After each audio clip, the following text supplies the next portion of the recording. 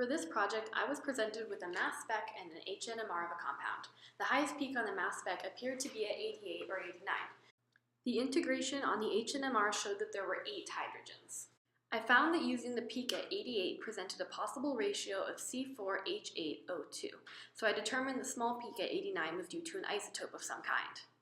One thing that was interesting was that the HNMR showed strong indication of a methyl group, but there was no peak on the mass spec at 15.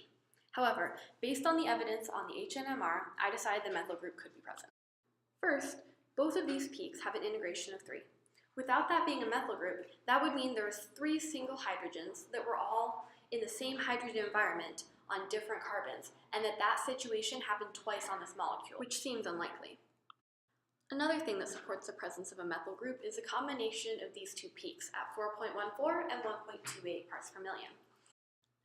The left one is caused by 2 hydrogens, or has an integration of 2, and is split by 3 hydrogens, or an N equals 3. The right one is a peak with an integration of 3 split by 2 hydrogens.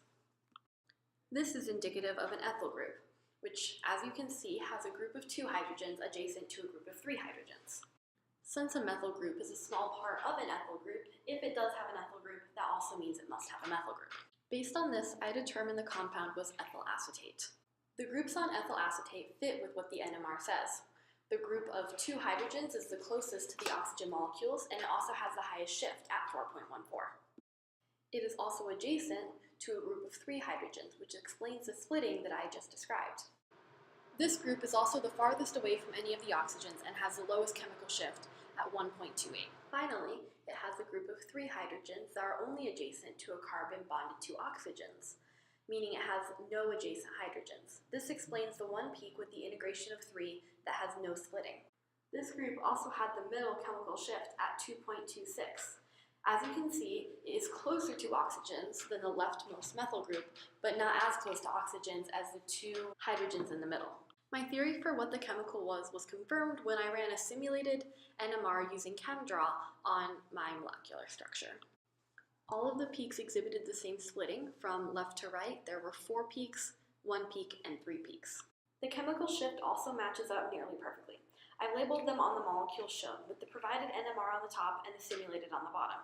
As you can see, they all have a difference of a mere 0.02, and that might even be human error, as the shift was not labeled on the provided NMR, so this is based on me looking at it. As far as I'm concerned, it's a perfect match. Therefore, based on the mass and the information in the NMR, I'm confident that my molecule is ethyl acetate, which is the chemical that makes nail polish remover and glue smell weird.